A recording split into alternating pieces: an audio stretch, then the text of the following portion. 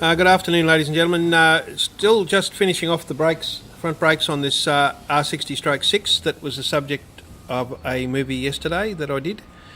And it just occurred to me that perhaps it'd be a good idea to show people how the actual adjustment process works. So what you've got in these two levers is a little bobbin. Where did I put it down? Here it is. No, that's not it.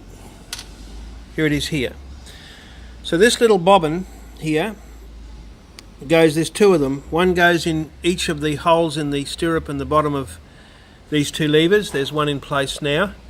Now the way these work is they're quite a tight fit in there, and those two alloy arms are very soft on these bobbins, and they need to be parallel and the right distance apart, of course, so the bobbin can turn easily in there. You don't want it binding or catching. It has to be able to pivot in there. That's the whole idea of it. And the bobbin is designed in such a way so that you can pull the cable in, slip the end of the cable through that thin slot, and then the sleeve on the cable goes in through there and up against a flange, and that's how it works. Exactly the same way as the bobbins in the handles on the handlebars where the cables go in. The way of mounting the cable or catching the cable in there is a little different on the handlebar mount.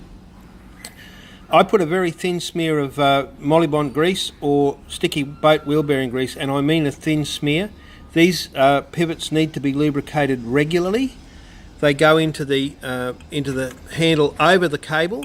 Then you slide the sleeve up into it. In this case, we've done that here. As you can see, the sleeve poking out there through the reason this keeps going out of focus is because of the strong light behind the wheel. Keeps attracting the camera's attention. This one here, when you go to put the cable through, this little flange is so you can actually get the bobbin out, except when you're holding a camera in one hand and trying to pull the bobbin out. There you go. Now, how do you do that? See, this comes up in here and you can't get the bobbin over that. Well, it's a trick. You can actually pull that threaded bit back like that, and then slip the bobbin over the cable, then push the threaded bit forward through and put your adjusting nut on. Now I'm going to turn the camera off for a second and just do that, and I'll come back. Righto, so we're back again, and there's the adjuster in, bobbin in place. Take that out of the way so you can see a bit better. Up this end, we'll just push this boot back up over the sleeve here, like that, so it's all nice and neat. And that's the job done. Now, I have actually gone in while the camera's been off, and I've just backed this adjustment off a little bit here. Won't affect the braking at all, just affect the pickup point, so it won't be just quite as instant. And it's created just a tiny bit more play at the handlebar end, which I'm happy with. And I'll just show you now what happens when you squeeze the handlebar. So if you try and look at both of these at once, you can see the back one comes through first. It's nice and free. And if you look carefully, you can see the front one moving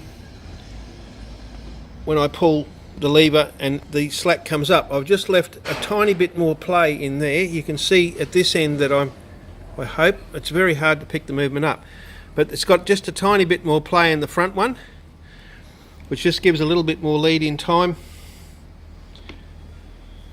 Back one comes on first and begins to drag, and as you pull, it pulls the front brake on. Both are moving freely in the bobbins and in the adjustment, so I'm quite happy with the way that works.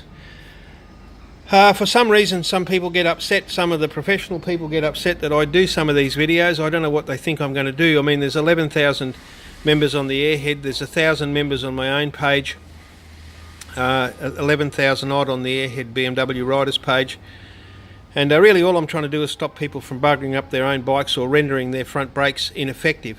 A lot of the videos I do are just to try and help people out, because I'm very much smart enough to be aware of the fact that my own customer base probably won't number any more than 80 to 100 people. The other people around the district, probably not much more than that. I'm busy 6 days a week. I'm not trying to steal anybody's business, but I'm also acutely aware of the fact that there's a lot of people who will not or don't want to or can't get their bikes to somebody who can help them. So I'd rather post a video like this, and if you are going to attempt it with all the other resources that are on the internet and in books and everywhere else, a little bit of video visual help may just help get you over the line to a safer front brake or whatever else it is that I make a movie about. So ride safely, please stay well, and we'll talk again soon.